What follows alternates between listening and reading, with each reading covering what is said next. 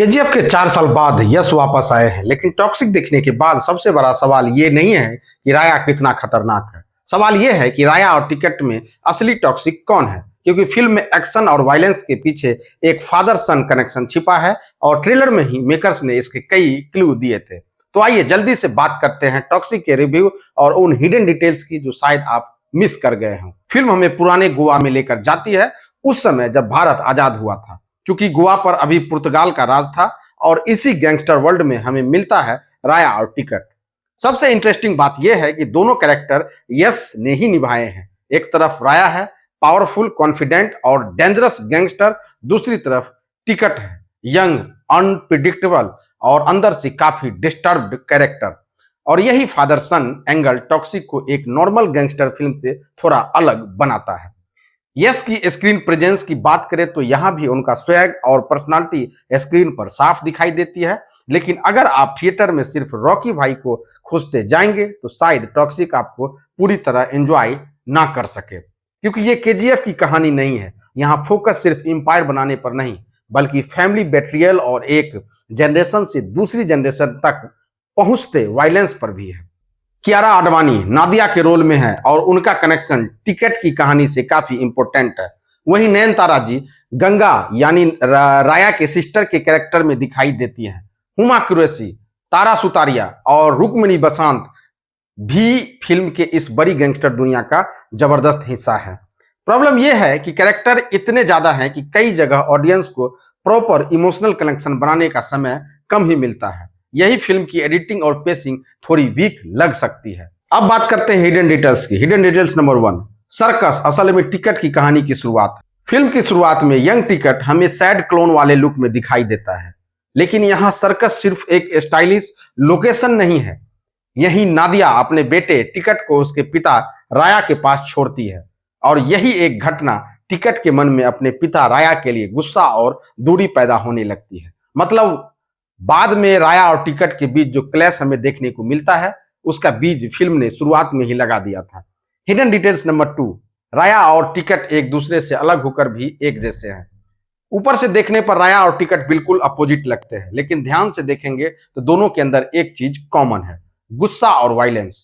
राया जिस हिंसक दुनिया का हिस्सा बनता है, उसी का असर उसके बेटे टिकट पर भी दिखाई देता है।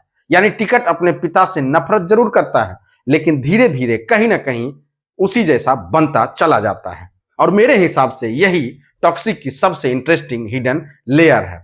हिडन डिटेल्स नंबर 3, फिल्म की बदलती टाइमलाइन का असली पर्पस। फिल्म बार बार अलग अलग समय में आगे पीछे जाती है। पहले तो लग सकता है कि मेकर्स कहानी को अननेसेसरी कॉम्प्लिकेटेड बना रहे हैं, लेकिन इन टाइम जंप्स के जरिए हमें धीरे धीरे समझ आता है कि राया और टिकट के बीच आज जो दुश्मनी है वो किसी एक घटना का रिजल्ट नहीं है। उसके पीछे सालों पुराने रिश्ते, बेट्रियल, गलत डिसीजन और फैमिली ट्रॉमा छुपा हुआ है। मतलब फिल्म पहले आपको नतीजा दिखाती है और बाद में उसका कारण खोलती है।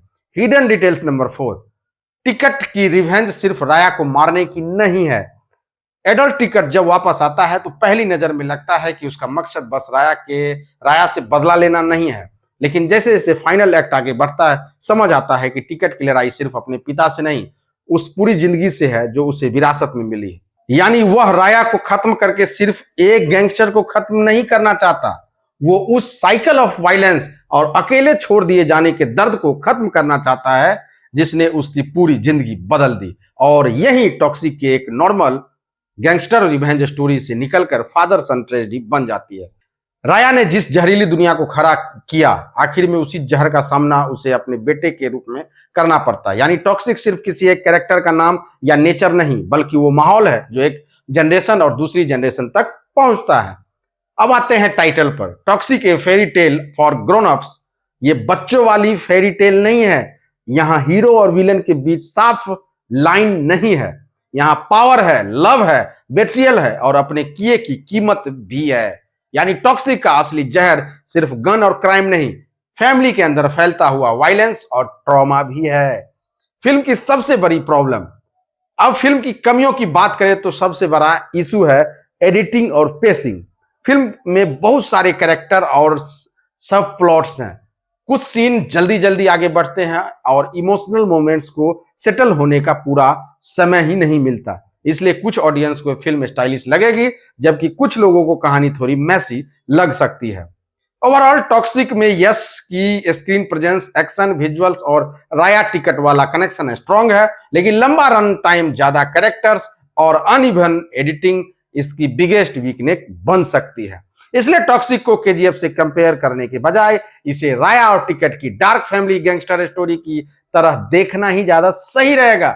और अब आप बताइए, आपको राया ज्यादा डेंजरस लगा या टिकट? और टॉक्सिक आपको कैसी लगी? ब्लॉकबस्टर, एवरेज या डिसअपॉइंटिंग? कमेंट करके जरूर बताना और मिलते हैं नेक्स्ट वीडियो के साथ। तब तक के लिए जय हिंद।